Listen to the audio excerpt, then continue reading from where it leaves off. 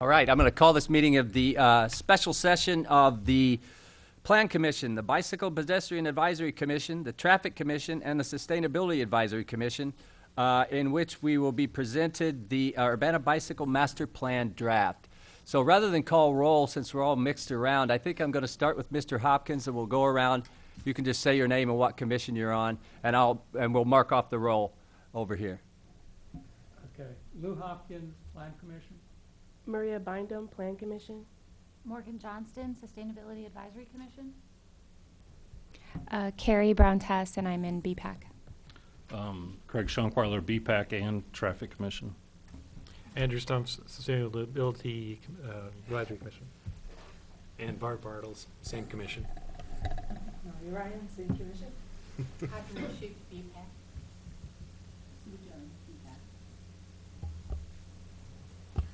Barry Ackerson, Plan Commission. Chris Storr, Plan Commission. Elsie Hedgespeth, BPAC. Brandon Bowersox Johnson, BPAC. Steve Wald, Sustainability Advisory Commission. Tyler Fitch, Plan Commission. Cynthia Hoyle, Bicycle and Pedestrian Advisory Commission. Dan Turner, the Plan Commission. Dave Terrell, Plan Commission. Fitzgerald, Traffic Commission. Great. I think that's everybody. We won't make the audience introduce yourselves. You can do that later if you choose. Do we have any changes to the agenda? Apparently not. In that case, we'll proceed right with the presentation, and I believe Mr. Schunkweiler will start us off, and then we'll have other presenters. Good evening.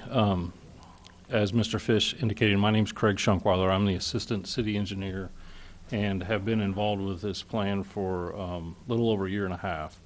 I wanted to give you a little bit of background before, to let you know where we've been, where we're at, and where we're going with the plan. In July of 2013, we contracted with the Champaign County Regional Plan Commission to update the 2008 master plan, which was our inaugural plan. We contracted for them with $38,000, and they started work in July, and then through that rest of the fall of 2013, there were numerous steering committee meetings. The steering committee is made up of representatives of city staff, the Urbana Park District, School District, the University of Illinois, the Champaign-Urbana Mass Transit District, the Champaign-Urbana Public Health District, and the Champaign County Bikes had a representative. In February of 2014, the Regional Plan Commission held a series of public meetings.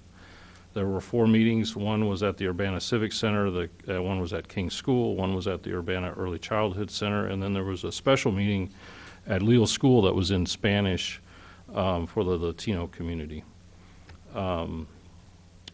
All the while, in April of 2014, there was a second public meeting at the Urbana Middle School where the Regional Plan Commission presented the findings of these other meetings and the proposed infrastructure and non-infrastructure recommendations, as well as plan implementation information.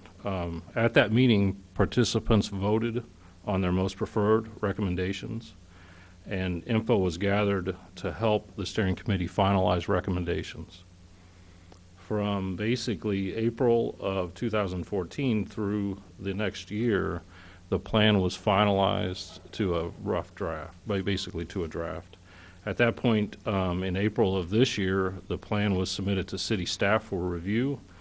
Those comments were incorporated most of the summer through fall of this year. RPC was not immune to the state budget situation, and as a result, they had a decrease in staff availability, so they were not able to provide basically consistent staff resources to finalize the plan. They now have done that. Where we're sitting today is we wanted to gather all of the commissions that we will ultimately seek approval of the plan together to hear Gabe Lewis's presentation. Gabe is the author of this plan. And today is just an informational meeting. We're not asking for approval today. Gabe's in the process of incorporating some steering committee comments, and once those comments are finalized into the plan, it will be released for a public comment period, which will likely take place the remainder of December all the way through probably all of January due to the holidays. And after that, we will be then coming back to each commission to ask for approval. Primarily first the Sustainable Advisory Commission, Traffic Commission, and then the Bicycle and Pedestrian Commission prior to going to the Plan Commission. And after Plan Commission approval is gained, we will go to the Committee of the Whole and the City Council. So this thing started off as the 2013-14 plan. It went to the 2015 plan, and now it's the 16 plan. It's kind of like the state budget. You know, by the time we get it passed, we'll have to be working on a new one. But, you know, we've come a long way to get to this point. And I guess what I wanted to stress to you is that we have a ways to go yet, but we certainly want to make sure that we get this thing right. So, you know, we'd like to get it wrapped up, but there's not an immediate rush to do so. And now I'll turn it over to Gabe if he's here.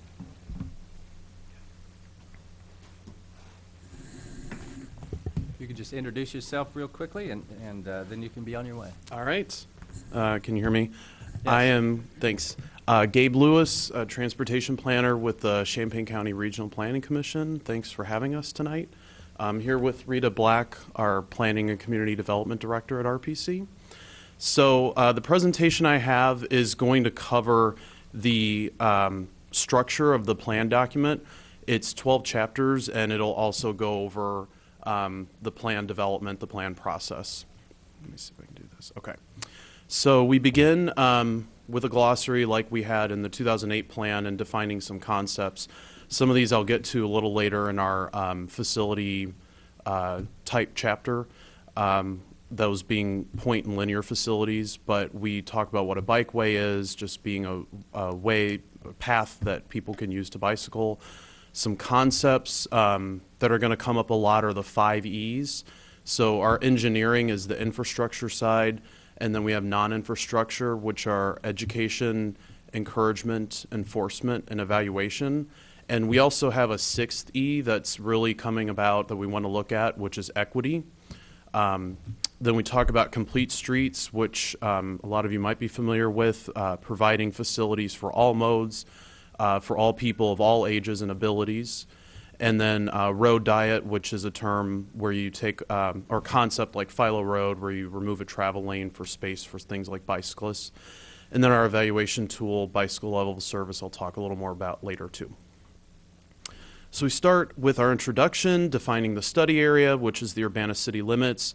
We do look a little beyond that just in terms of connections to the to surrounding areas. We did local framework for our background. We looked at Urbana City Council policy, and we looked at other regional and local plans. And then we also looked at a national framework, there's a good graphic about the history of active transportation and federal policy related to that from the 1970s until now. We look at the benefits of bicycling, both to the user and the community, so there are many to both. Recreation, active transportation, mobility, health, safety. For the community, it's improved livability, higher quality of life, and bicycle-friendly community recognition. And then, like I was saying, so the first 10 chapters of the plan are basically our inputs, and then the last two, 11 and 12, are the recommendations and implementation. That's the outputs, what we're coming up with. And another big recommendation is just for the city of Urbana to continue working with its community partners, which we think it does a good job of doing. So the next section, historical growth. We have another good graphic here from ChangeLab Solutions that talks about the history of bicycling from the 1880s until now, how the automobile and suburbanization rose in the mid-20th century, but there's been a renaissance of bicycling in the last 10 years or so. We looked at the bikeway network itself and destinations, how they relate to destinations in Urbana. So before 2007, when we did the first plan, there were mostly off-street facilities. And since then, we've seen a 79% increase in bikeways, many of that on-street. And even in 2013 alone, there was a 37% increase in bikeways. We talk about trip purpose for bicyclists, both that people ride for recreation and utilitarian reasons, and sometimes the reasons are both. And then those destinations, we identified major destinations, and we brought these to the public at the meetings to ask where they go to and where they want to see connections. And we found that 6 of the 8 largest employers, the 10 public schools, the library, the 6 park district facilities, and 12 of 14 major shopping areas are within a block of a bikeway now, which is really good. But there are still, not all the bikeways are connected to each other or to the rest of Urbana. The next section, we looked at literature review, and beyond that, also other cities. So we looked at our local documents and other planning documents, but we looked at peer cities, Big Ten cities like Bloomington, Indiana, Ann Arbor, Michigan, Madison, Wisconsin, which just rose to platinum, and then other Midwest cities our size or having another university, La Crosse, Wisconsin, and Columbia, Missouri. Our large Midwest cities, Chicago, Minneapolis, and our model U.S. cities on both coasts, Cambridge, Massachusetts, Boulder, Colorado, Portland, Oregon, Davis, California, and Berkeley, California. And from that, we found a lot of these are well recognized as bike-friendly communities, gold and platinum statuses. A lot of them have bike and ped coordinators. That really is a big recommendation at the end, but most of these cities are also large. So something we basically are looking at or recommending that's been talked about with the steering committee is maybe a regional bike and pedestrian coordinator where the city combines its resources with other local agencies. And then there's other programs and revenue sources that are highlighted in this section for raising money for bikeway programs and infrastructure. Chapter 4, talking about bicyclist type and facility guidelines. This is another good graphic we found from ChangeLab Solutions that shows, I know you can't read every single detail, but the main concepts shown here are safety, convenience, access, and social acceptability. And they found that when a community has those, then people are more willing to get out and ride on their bicycle. So the types, what we used in the last plan was the basic bicyclists. That was the target audience of this plan. They used to be defined in 3 groups: advanced, basic, and children.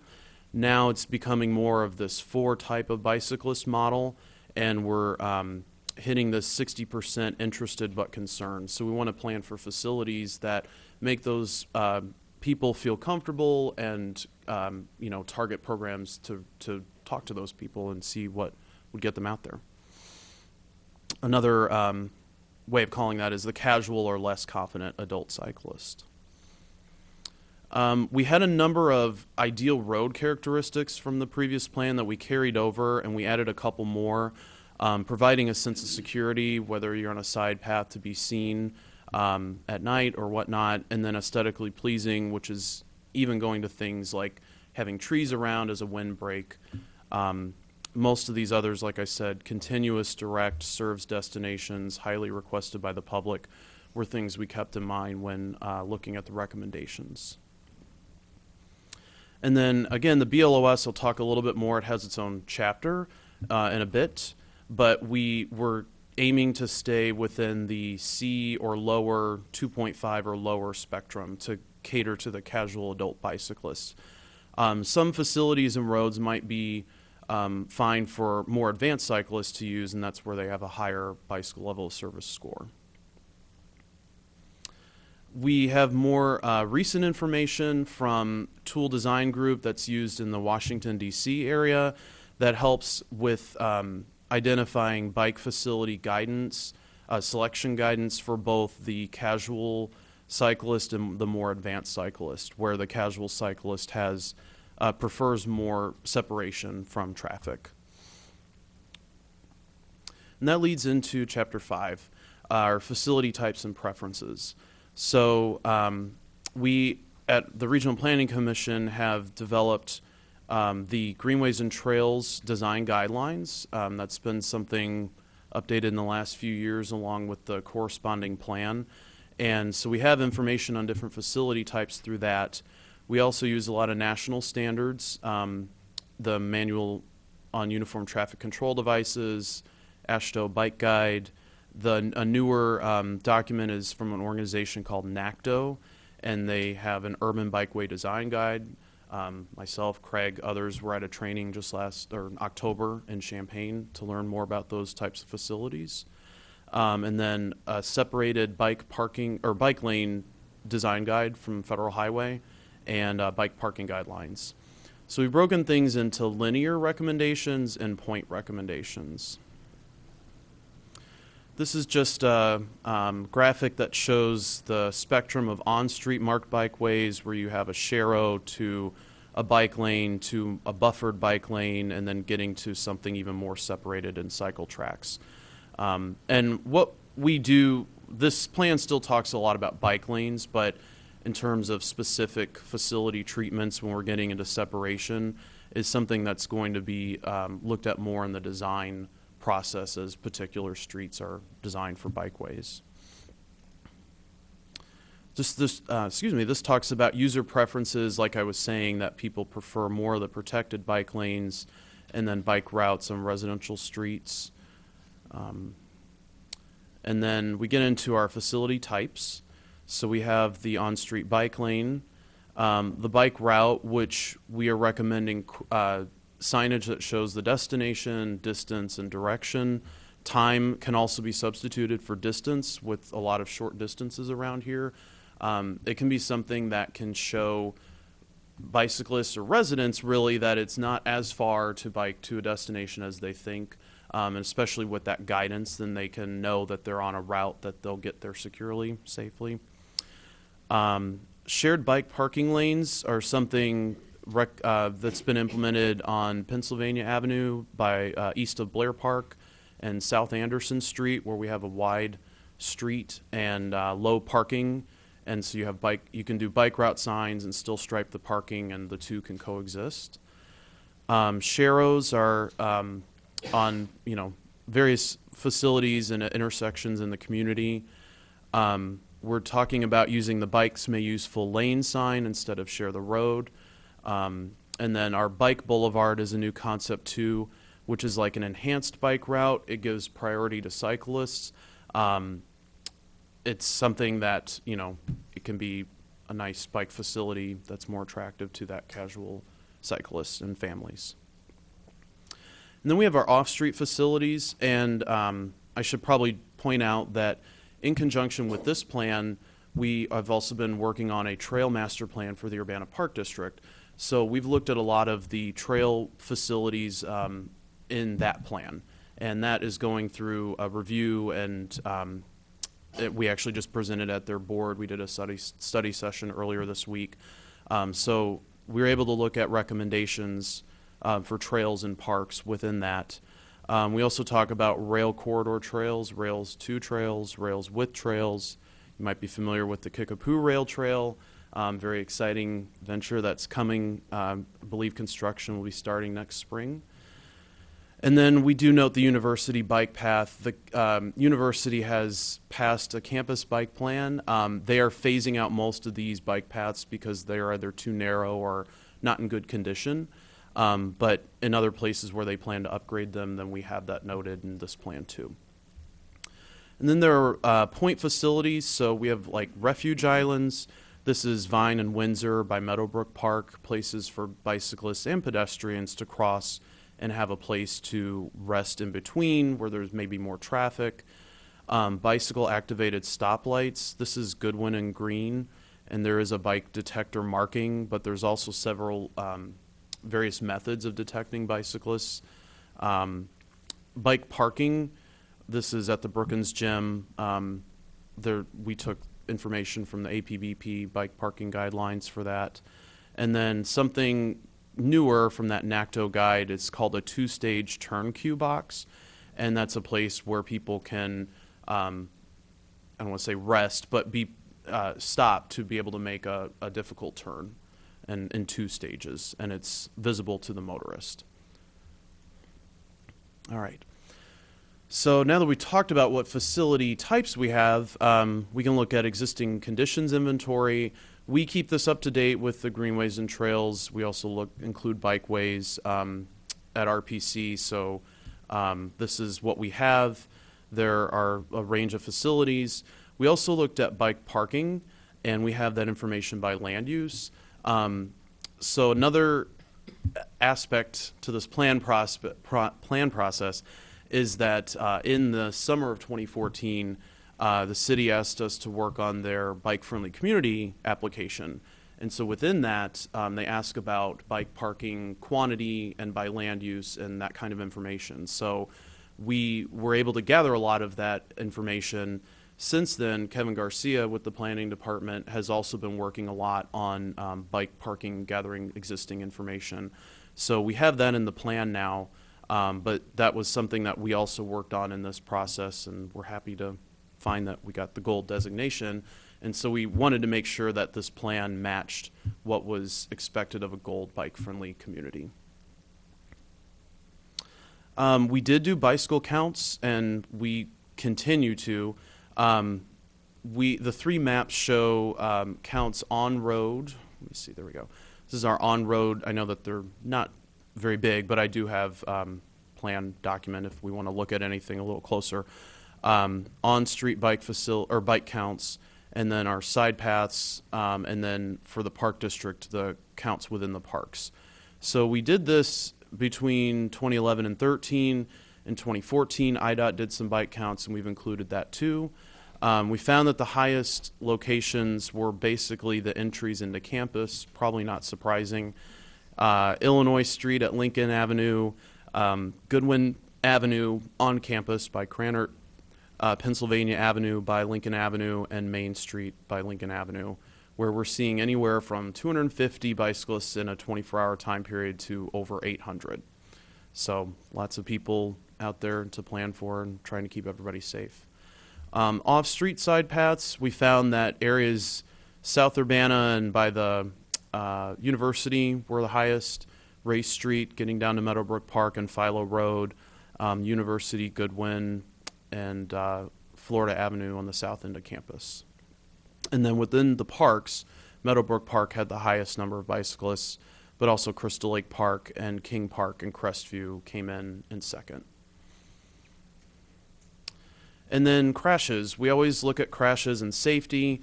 We look at the latest 5 years of data available, which was 2009 to 13, and there was unfortunately 1 bike fatality. There are 84 crashes and 79 injuries. The map, we have broken the city into 5 zones, and those were the zones we used for the public workshops to get public input. So there's, a higher concentration in West Urbana. There's more intersections, but also more activity, people going to the university and things of that nature. And I guess to also say our arterials are also difficult places where we have crashes and that are difficult to cross. And so things like getting to Crystal Lake Park, crossing University Avenue and Cunningham Avenue are difficult, and it's not safe. Chapter 7 talks about public input. Another activity that we performed, we did a lot of outreach, was something called PABS, which is the Pedestrian and Bicycle Survey. And this was taken from the Mineta Institute, a national model. We adapted it for Urbana. We actually added a few questions as it relates to the Urbana Park District and their trails plan. But we did outreach in 2013, did additional outreach in 2014 when we found that we were getting, we needed more representation from minorities, Latinos, African Americans. So we went to specific events like the Leal School Fair, where we were trying to get in touch with Latino families. And we did do targeted mailings to around the community, but we also made it available online, and we're in person at these locations. And then, like Craig talked about, we had our 2 public workshops, that first series, again, trying to reach out to all areas of the community. And what we found right here, are the requested routes from the first workshop, and then what we presented, what people voted on. So our highest vote getter was Florida Avenue by the U of I President's House between Race and Lincoln. It's our one gap of a long bikeway on Florida Avenue. And then some connections in the campus, which are going to be happening West Green Street, West Main Street is a recommendation we have.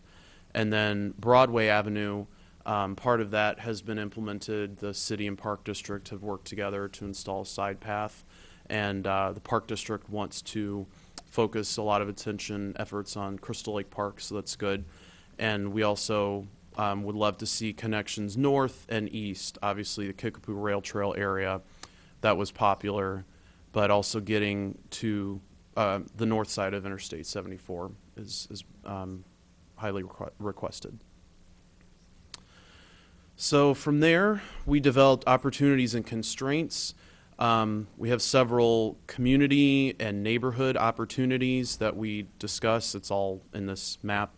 And then there are forces that control where bikeways and development can occur, and then some constraints. And a lot on the north side of Urbana with the interstates, the arterials, Cunningham Avenue, the railroad, not having many north-south crossings. That's a challenge. Then Chapter 9 is our goals and objectives.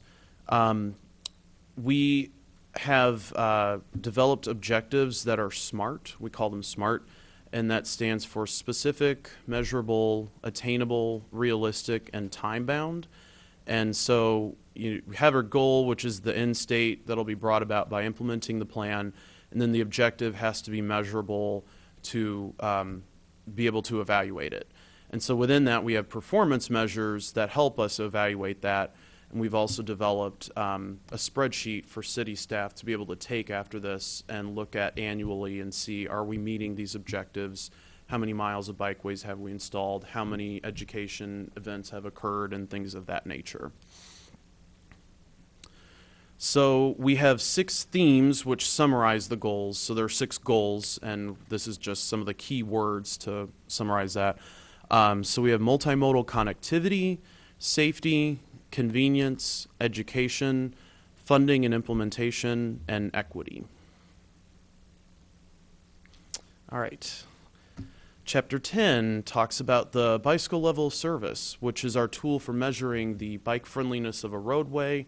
It's the perceived comfort level someone will have riding on a roadway. And when we first did this in 2007, there weren't obviously many on-street bikeways, but now we can see that striping bike lanes on Main Street has resulted in a BLOS of A.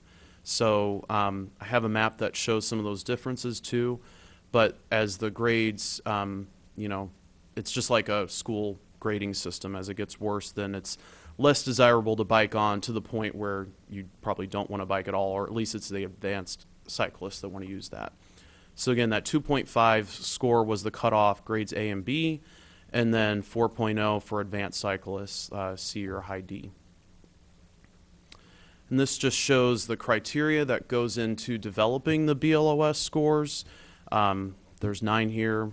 They involve the width of the street, striping, traffic counts, parking percentage, and things of that nature.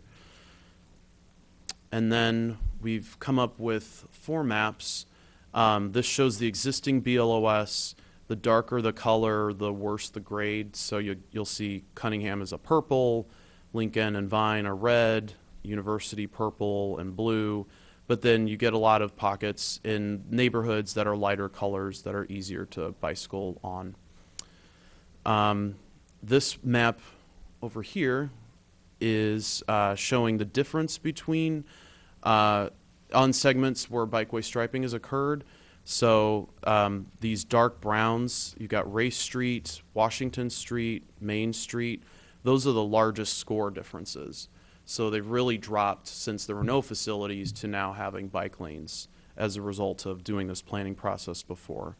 Also Florida Avenue and Philo Road, where there are bike lanes now. And then the future BLOS, this is what scores would be if our recommendations are implemented, so for future bike lanes and striping changes. And so there are, these are the grades. So Green Street would be an A. We've got Fairlawn, a piece where we're talking about striping, doing that shared bike lane parking treatment. And then Colorado, Amber Lane, Behringer Circle. These are places, and Bradley Avenue, which is a project that should be coming up sooner than later. So that would really drop those scores down to an A or a B.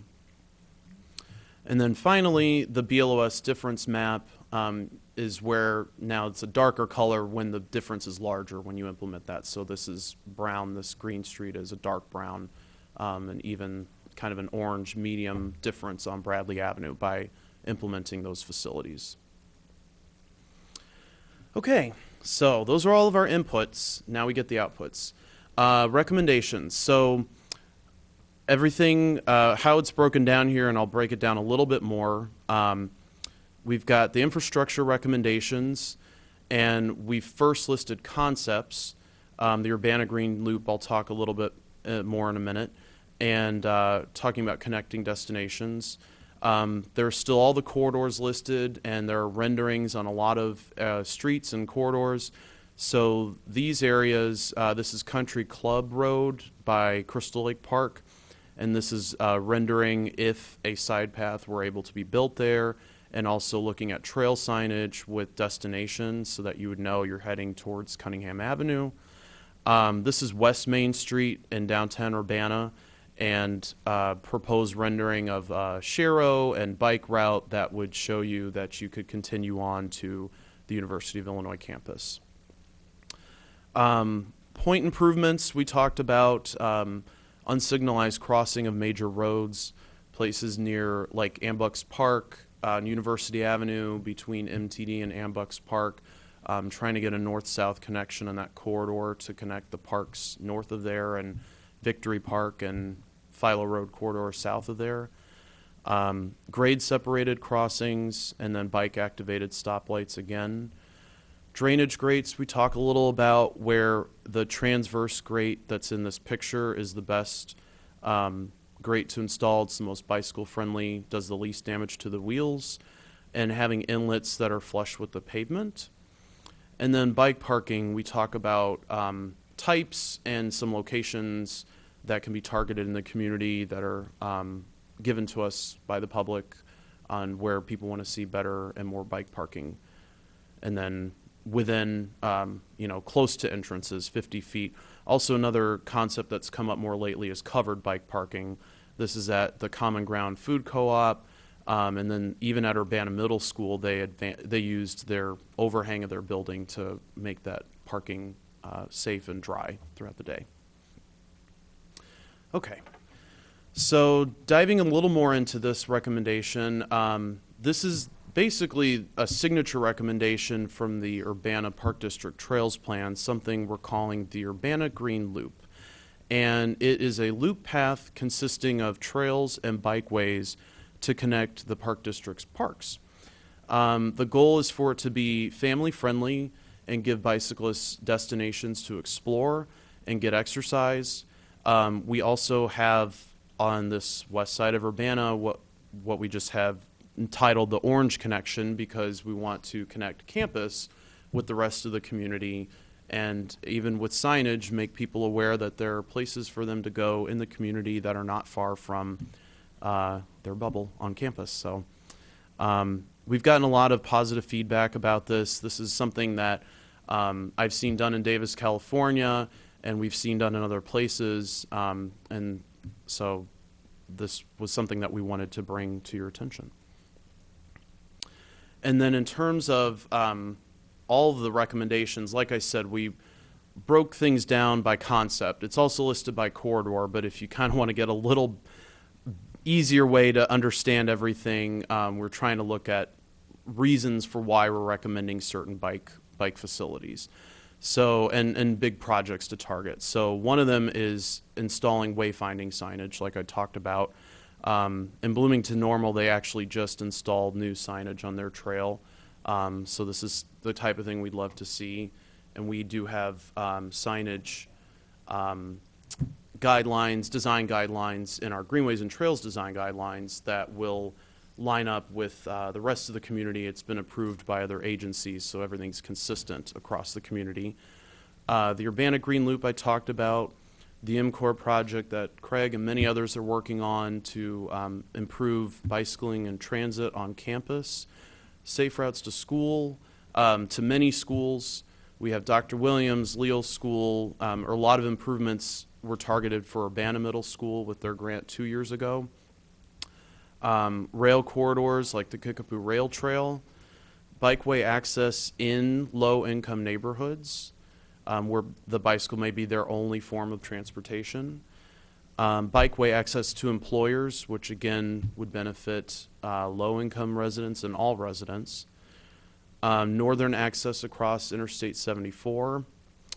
Future development where areas and roads aren't developed yet, and we can take advantage of that to install bikeways and trails. And arterial roads, stream corridors, loop trails between parks. There's also several loop trails within parks that are recommended in the Park District Plan. And then fitness trails, which again in the Park District Plan, they're looking at Crystal Lake Park, which we have a rendering of here, and Weaver Park as two areas to target in the future. Douglas Park in Champaign actually just installed a fitness trail, in case you're not aware of what it is.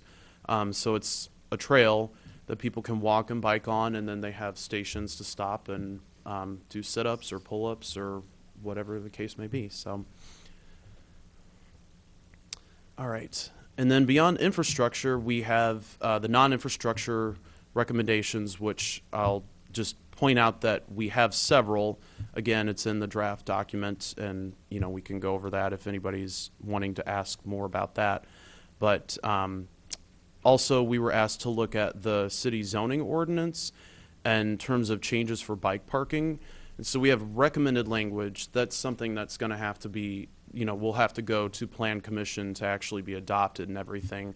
But we've looked at best practices in cities like Cambridge, Massachusetts, and Portland, Oregon, and it's really broken down into short-term bike parking for like less than 2 hours, and then long-term bike parking, what kinds of facilities you should have, not only the racks, but also indoor rooms or covered bike parking, things of that nature, and how much to do by land use, how much to provide.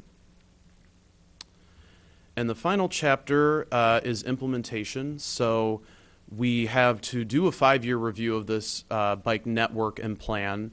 So really the first 5 years, this time frame map is what's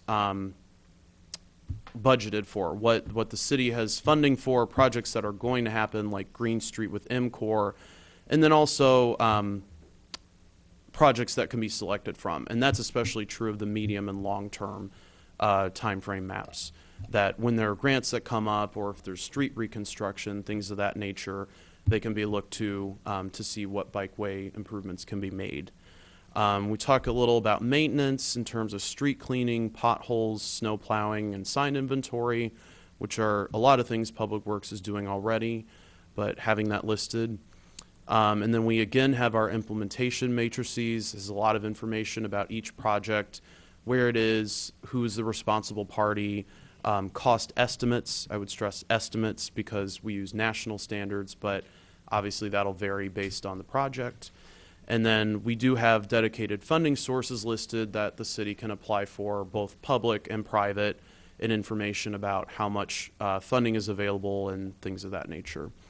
And like I said, the last big recommendation is looking at a full-time regional bike and pedestrian coordinator. So that's what I have, and I'll be happy to take any questions. Excellent. Thank you, Mr. Lewis. Thanks. Any questions for Mr. Lewis? Yeah. Mr. Ackerson. Just a brief one. I did note you showed MCOR, and I studied that a good bit, and I know that Phase 4 is the biggest part that hits Urbana, but that looks like a project that's already underway, so you're just folding it into this, or is this is there some aspect of that that comes for approval? It's folded into this for sure. I don't know if you want to talk any more about it. Yeah, certainly that project is well underway. The first phase, projects 1, 2, and 3, One is in Urbana from Green Street from Wright over to Busey, and that's scheduled for a June letting of next year. And then Project 5, which would be Green Street from Busey over to Race, that's more like 2018. Probably the key component of that would be the installation of bike lanes on Green Street, which would require the removal of on-street parking. City staff we have done some bike parking counts, and we anticipate coming to City Council for approval of removal of that on-street parking probably in the winter here. Thank you. It's a very impressive project. I was just wondering about what level of this was going to need approval from any of our governmental entities here. Any further questions? Mr. Bowersox Johnson? Yeah, I just wanted to ask a little more about bike lanes where there would be some parking, removal of on-street parking. I guess as someone who saw the last plan and the implementation of the last plan, I think one of the hardest parts to implement the plan was the few blocks and spots where on-street parking had to be removed to accommodate a reconfiguration of the road. And now that a lot of those are a few years behind us, I hear a lot more from people saying, geez, I love it. Like on Washington, you know, I can bike there safely with my kids, and I hear so many more people positively speaking about the way the streets turned out compared to people saying, geez, I'm so frustrated that I can't park my car here, I have to park it around the corner. But in the moment where we're considering pulling the trigger on these projects, we heard, you know, far more from the neighbors who were impacted by, geez, I've parked my car there every day. I don't want to have to park my car around the corner. I don't want my parking to change. So I guess I just wondered from you, definitely there's that one spot that you mentioned that's critical, Green Street. Mm-hmm.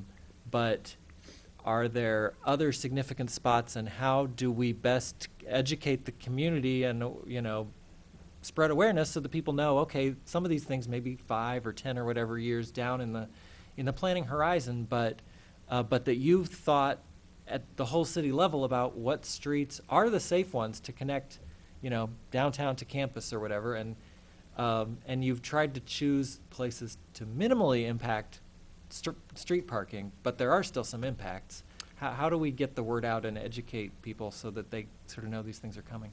Well, in terms of recommendations for, you know, bikeway striping and parking removal, there's not as much as there was in the previous plan.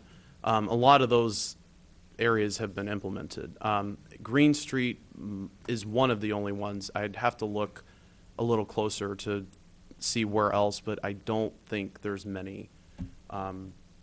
In terms of education, I don't know if I can speak to that a whole lot.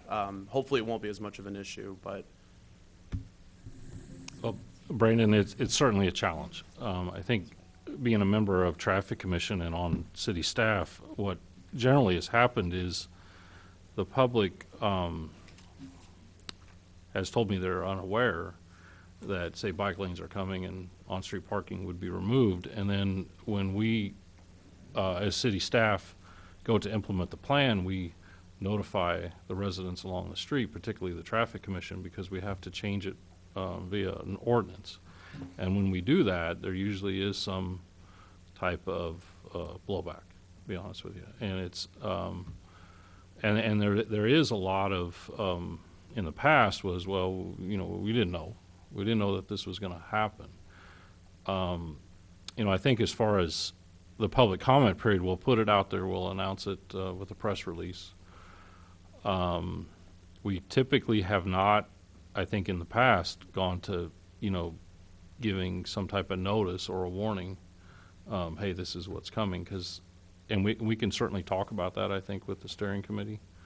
But yeah, with city staff, we definitely hear it. But I think Gabe's right. I don't recall too many that are remaining.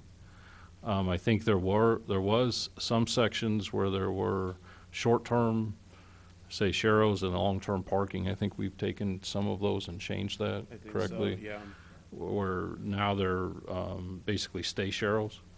And then, you know, I think if there is demand on that network, you know, through time, we can always revisit, you know, with the next plan, And one of those would be, say, Maine from downtown over to Lincoln.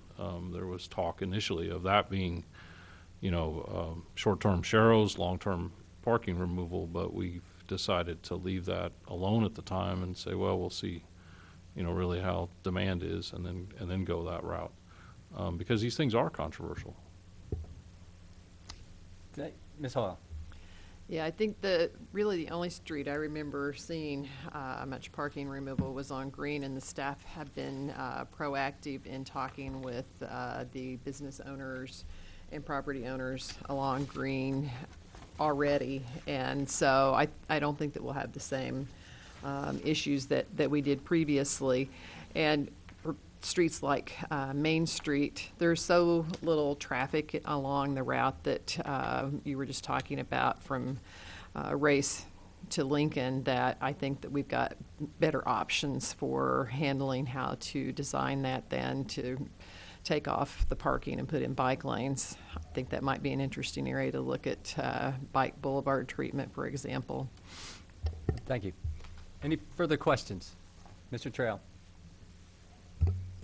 I noticed a lot of references where you're looking at other cities, but they're all U.S. cities. U.S. isn't exactly known for its forward thinking and the importance of bicycling and transportation infrastructure. Did you look at European cities, or they're doing a whole lot more? And given the state of the world and where we're likely to be in 10, 15, 25 years, shouldn't we be making those kinds of investments today? Shouldn't we be recommending those kinds of investments today? We keep on top of bicycling trends as much as possible, whether that's nationwide or worldwide. So while we haven't profiled international cities in this plan, we do keep track of that in case that's something, there's a concept or idea that we want to incorporate here. I know that we've looked at, the Sunday parkways, car-free streets in other countries, and now that's becoming more of a movement here, and there was movement to get an open streets event last year. So that's, we don't ignore international cities or areas, but we also have to look at what we're most similar to in, terms of policy and funding and infrastructure and geography and things like that. Isn't this a great opportunity to lead the pack, though? There's something you're saying? Well, what I was going to say is that we also have to follow design standards from the USA. MUTCD, we need to follow the MUTCD, we need to follow AASHTO, and those are limitations that are imposed to us when we are doing this kind of plan. Considering how overbuilt the automobile infrastructure is, wouldn't we be in a great position to publicly say we won't take federal dollars if they don't include substantial amount of bike or other, at least allow us to spend money there? I don't know if the city would be interested in turning down funding when it becomes available, given the state of funding in this state and in this country. And that doesn't mean you're compromising bikeway facilities. I mean, like I said, there were 37% increase in bikeways in 2013, and that was due to a number of grants and reconstruction projects. And so, and I think 73% overall in the last 7 years. So we're taking advantage. Urbana's been very blessed with getting very lucky to get a lot of funding and to apply for projects and to incorporate them into the projects that they're already doing. Yeah, but I don't see a lot of bicycle priority infrastructure. I mean, I see the word feasible and things like a lot of the way through here, which is basically we'll do stuff that doesn't impinge on automobiles. Shouldn't we be? I mean, honestly, I personally would think one of the goals of this kind of should be stated at the beginning. The goal is to what can this do to help discourage automobile ownership?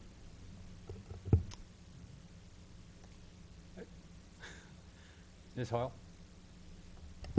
Well, I have a question and some comments, and my I'll ask the question and then I'll go through my comments. I think along those lines, one of the things that I have wondered is if we're aggressive enough with the plan, and I wondered if we wanted to include a goal of within a certain time period achieving platinum, because we're reasonably conservative in this plan, and I think that's because it was within a framework with the SMART framework of, the time frame that we imposed on ourselves and doable. And so I think I would like to ask you that question. And then as member of the steering committee, there were several things that I suggested, and I'm wondering if they're going to be included. One of them was to have a pilot project program like Boulder's living lab process, where we could try out new infrastructure design for a time period of a year in a location and test it, and then decide if we want to keep it as a way to try more aggressive and new infrastructure. Also, to have incentive programs for existing businesses to install or upgrade bike parking, because having new businesses install it isn't going to get us where we want to go with bike parking. And then also bike share and bike corrals. Those were two things that I mentioned. And then some sort of program or app, which I think Kuwat's is working on, to report bike crashes and other issues that people get into, because we know that our data is not adequate. We don't have good information on crashes that are not reported to the police. And so we know that there are a lot of crashes that are occurring that are not being reported, so we don't have a solid database for crashes. And so those are all things that we had talked about in the steering committee, and so I gave you about 6 questions there, if you could address for me. Yeah, I know we're planning to incorporate the bike parking incentives, the bike share talk, the bike corrals, and then the bike app that we've been working on. Like you said, we are working, for you to know, at Kuwat's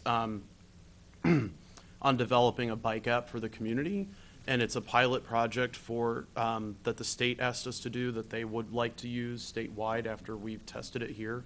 So we're working with University of Illinois students to develop that app, and it would have information that we could gather on basically seeing one thing, are people using the streets where there are bike facilities implemented, or are there other routes that they're using that we're not aware of, or that they just find more comfortable or appealing for some reason, and that they could report incidents like crashes, not in place of emergency. If there's a true emergency, they would have to call 911, but there's that kind of information we're looking into.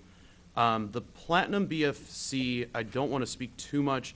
I could see that being something where it could be a longer range objective if, we're trying to target 2030 or something, probably not 2020. Or at least I would think the language could be incorporated somewhere in there about striving for that.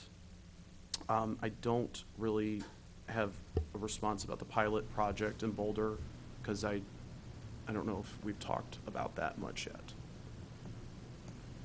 We haven't talked about it, but I mean, I think we would be open to it. Again, we have to learn a little bit more about it, but I think certainly open to, I think Urbana is a fairly progressive city relative to central Illinois, so I mean, we would, be open to trying these type of things.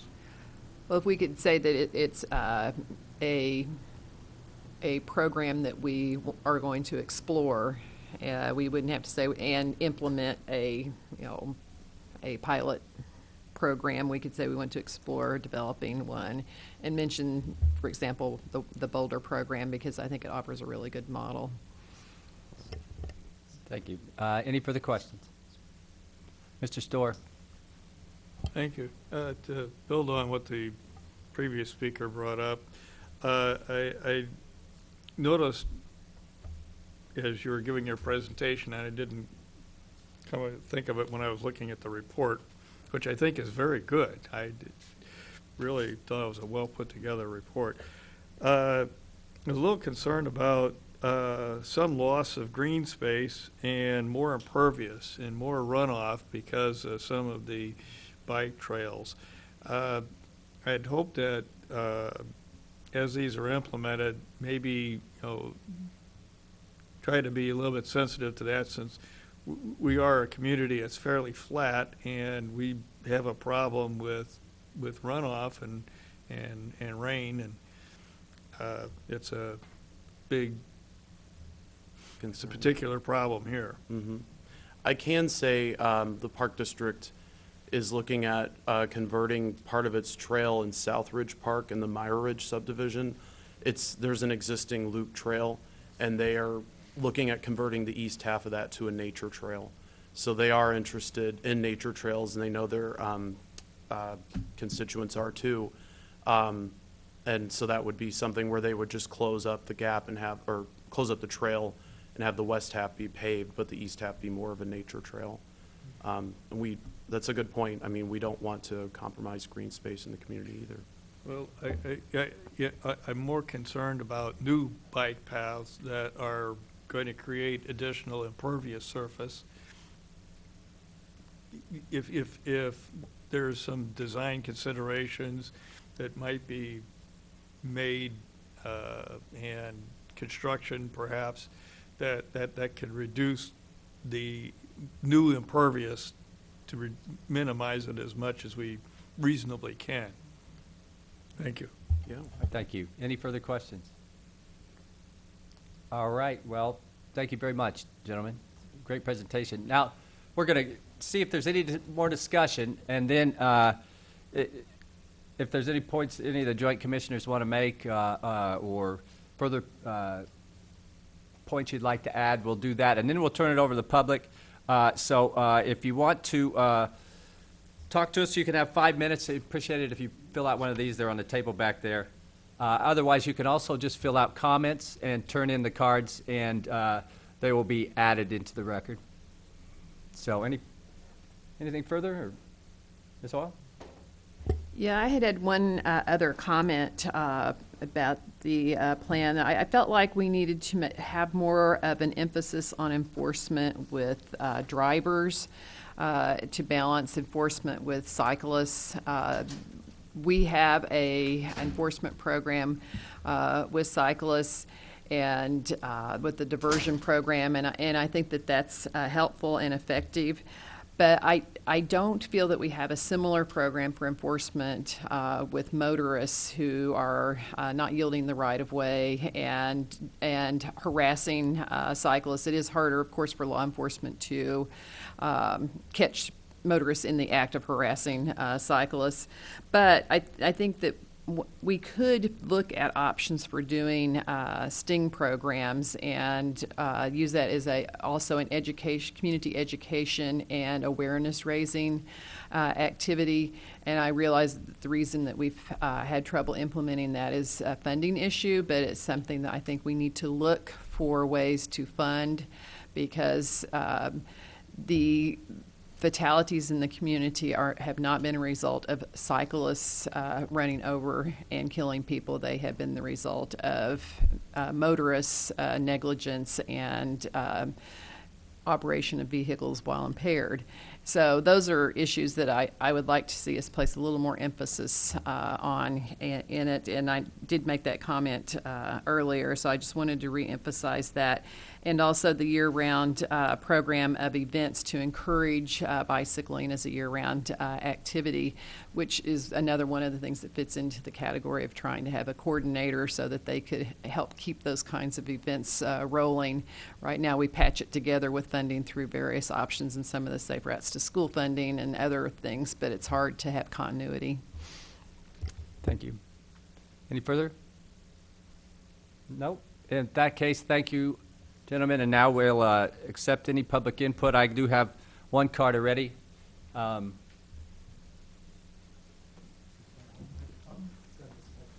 There you are. I'm used to sitting up here. Charlie Smythe, Urbana City Council and Mayor Pro Tem. I want to compliment RPC for a great bit of work here. It's a real nice piece of research. It's a great template for our next steps. It's a really nice inventory of what we've got and where we could go.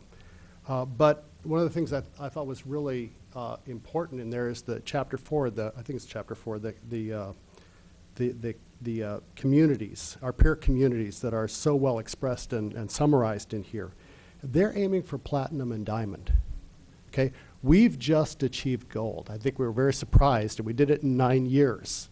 Okay, so we were able to take our previous plan and really work it and become gold.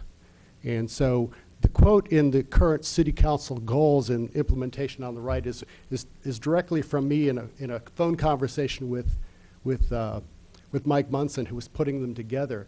And it basically said, you know, we're going to have to work hard just to keep our gold. But that wasn't meant to be the end-all, be-all. Bloomington, Indiana has a journey to platinum. They put that together before diamond. The diamond level even existed by League of American Bicyclists. Madison just achieved platinum. Surprisingly, Chicago didn't get gold. I'm really surprised about that. I really expected them to make it this time around. Portland, Boulder, Davis, and the University of California at Davis are all platinum, and they're all aiming for diamond. You look at their plans, and you see that they're not resting on their laurels. So with this in mind, our plan needs to be a vision and a challenge. It's not the goal of the City Council to rest on our laurels having just achieved gold. And so I like the direction of the comments that you folks were making. And so to me, the revised plan needs to set some real goals for increasing bicycling and bicycling infrastructure. It needs to include the council goal of Vision Zero, which is listed directly below the, going up in status in bicycle-friendly communities. We should take as much time as it's necessary to get the input from as many sources as possible, as there really isn't a deadline here. We've got our gold. We know how to maintain it. So we have the luxury of doing this next plan right. That's my point of view. So I ask the collective you, once you have this revised document from the steering committee, to take your time, think long term, 5, 10, 25 years out, and think long term, and then help us come up with a vision that makes it clear we want to get to platinum, and next, platinum and above, and while aiming for diamond. I think we really have to aim high and be ambitious here. So I'm going to thank you in advance for all the work that you're going to be doing over the next couple months, because I'll see this on the other, we'll see this on the other end. So the City Council doesn't get to thank you very often for the work that you do, but we couldn't get our work done without the help from all the boards and commissions, and from the hardworking staff from our Public Works, CD, and others, and then the assistance that we get from RPC. So thank you. Thank you. Anyone else wish to address the Joint Commissions?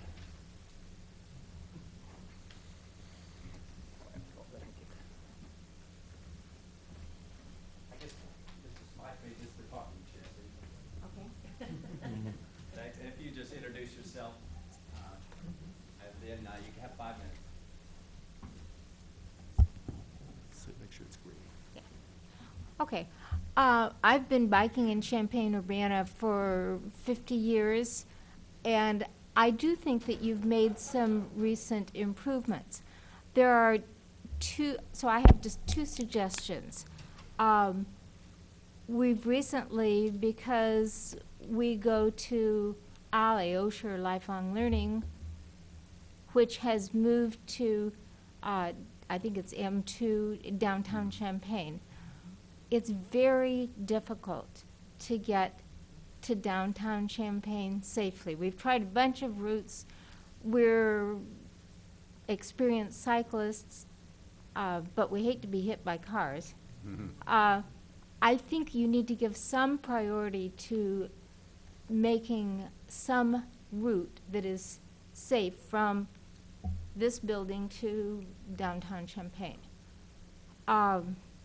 The other thing, the gentleman who suggested that you don't want more concrete, I'm not an engineer, but I do know that in Carl Park, when they put a path, a paved path through the park, they used permeable concrete.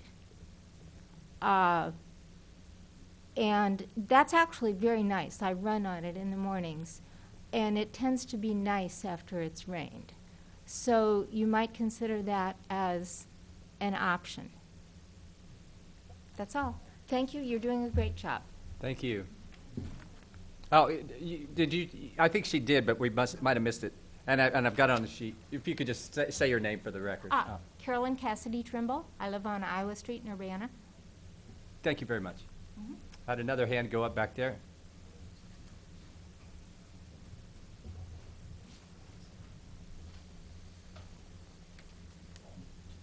So you could just state your name and launch right in and you can get 5 minutes. Right. Okay, my name's Leo Kovis. I live on Washington Street. Thanks, Gabe. That's a really impressive report you put together. I wanted to ask about some of the vehicle crashes, or bike vehicle crashes. You said we had one fatality in the last few years, but there were several other crashes. And so I was wondering, do we know anything more about those? What kinds of typical things or incidents lead to those crashes? What's going on, and how can we possibly prevent more of those?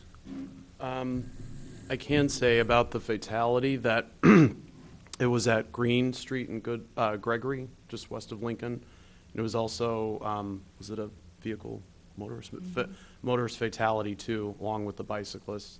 Oh.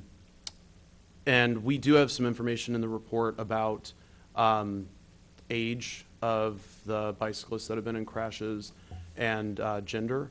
So more males have been in crashes than females, and the highest age group was 20 to 24, which may not be surprising. We have a large young population with the university here. In terms of behavior leading up to that, I don't know that I can speak about that right now. That's a good question. We do have our selected crash intersection location report that we update every 2 years, and we look at police reports and things of that nature, and I can direct you to that, but that's as much as I can say right now. Okay. Anything further? No, that's all for now. All right, great, thanks. Any other public input? No, well, thank you all for your participation today. Thank you in the public for sharing your thoughts, and hearing nothing else, I guess we are adjourned.